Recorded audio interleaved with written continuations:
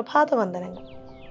Colossians 4:5 ഇപ്രകാരം എഴുതിയിരിക്കുന്നു: സമയം തക്കത്തിൽ ഉപയോഗിച്ചുകൊണ്ട് പുറത്തുള്ളവരോട് ജ്ഞാനത്തോടെ പെരുമാറുവിൻ.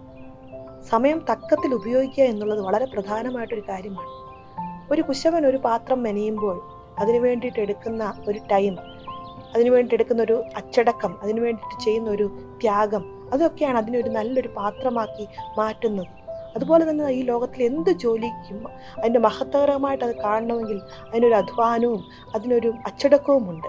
ഇതുപോലെ തന്നെയാണ് കർത്താവിൻ്റെ വിശ്വസ്ത ദാസനാകുവാനായിട്ട് ഒരു സാക്രിഫൈസും ഒരു ഡിസിപ്ലിനും ഒക്കെ നമ്മുടെ ജീവിതത്തിൽ ആവശ്യമുണ്ട്. 1 കൊരിന്ത്യർ 9:27 ഇപ്രകാരം പറയുന്നു: മറ്റുള്ളവരോട് പ്രസംഗിച്ച ശേഷം ഞാൻ തന്നെ കൊള്ളരുതാത്തവനായി പോകാതിരിക്കേണ്ടതിന് എൻ്റെ ശരീരത്തെ ദണ്ഡിപ്പിച്ച് അടിമയാക്കി അത്ര ചെയ്തത്. ഇത് പൗലോസാണ് ഇത് പറഞ്ഞിരിക്കുന്നത്. അതായത് നമ്മുടെ കണ്ണുകളെയും നമ്മുടെ ടൈമിനെയും ഒക്കെ ഒരു അച്ചടക്കത്തിലേക്ക് കൊണ്ടുവരിക എന്നുള്ളത് വളരെ പ്രാധാന്യമുണ്ട്.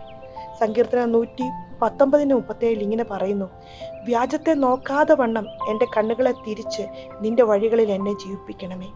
അതുകൊണ്ട് തന്നെ കർത്താവിൻ്റെ വിശ്വസ്ത ദാസനാകുവാനായിട്ട് നമ്മുടെ തന്നെ ജീവിതത്തിൽ ചില അച്ചടക്കങ്ങളെ കൊണ്ടുവരുവാനായിട്ട്, പ്രത്യേകിച്ച് നമ്മുടെ ഇന്ദ്രിയങ്ങളെ ജയിക്കുവാനായിട്ട്, നമ്മുടെ സമയത്തെ ഉപയോഗിക്കുവാനായിട്ട്, അതുമാത്രമല്ല വളരെ ത്യാഗത്തോടു കൂടി നമ്മളായിരിക്കുമ്പോൾ കർത്താവിൻ്റെ വിശ്വസ്ത ദാസനായിരിക്കാൻ നമുക്ക് കഴിയും. നമുക്ക് പ്രാർത്ഥിക്കാം.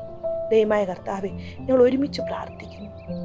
കർത്താവെ, ഞങ്ങളുടെ ജീവിതത്തിൽ ഒരു ഡിസിപ്ലിൻ കൊണ്ടുവരുവാൻ, ഒരു ത്യാഗ മനോഭാവം കൊണ്ടുവരുവാൻ, അങ്ങനെ വിശ്വസ്ത ദാസനായിരിക്കണം എന്നേക്കും ആയിരിക്കാൻ തക്കവണ്ണം കർത്താവെ അങ്ങ് ഞങ്ങളെ സഹായിക്കുന്നതിനായിട്ട് നന്ദി. സമയം തക്കത്തിൽ വിനിയോഗിക്കുവാൻ കർത്താവെ അങ്ങ് ഞങ്ങളെ സഹായിക്കുന്നതിനായിട്ട് നന്ദി. ഞങ്ങളങ്ങേ സ്നേഹിക്കുന്നപ്പ, ഞങ്ങളങ്ങേ ആരാധിക്കുന്നു. എല്ലാ മാനവും മഹത്വവും യേശുവിന്, യേശുവിൻ്റെ നാമത്തിൽ. ആമേൻ.